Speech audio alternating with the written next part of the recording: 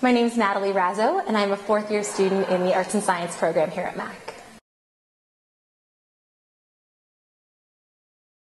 I think an idea worth spreading is one that is creative and one that causes us to ask a lot of questions and asks us to reframe and rethink things and use our imagination. And hopefully it inspires a lot of discussion and collaboration.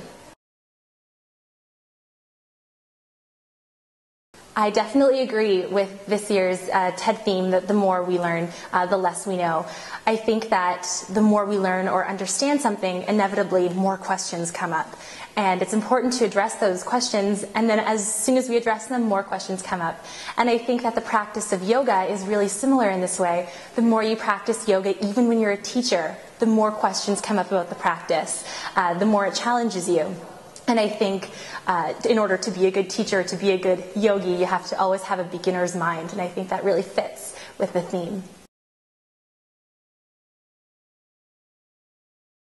I'm inspired by the fact that a lot of people are really good athletes. A lot of people are born with that natural inclination to physical activity.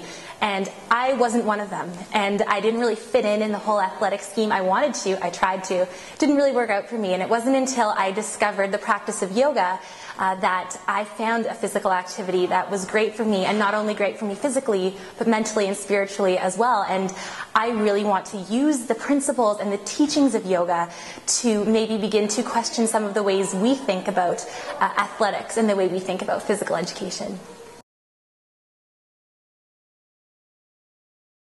My favorite TED Talk is James Kunstler's dissection of suburbia. I think he does a great job of challenging these policies that have caused suburban sprawl and urban sprawl, I guess. And he really provides very interesting argument to go back to mixed use communities. And I've watched it probably 15 times and not sick of it yet, so.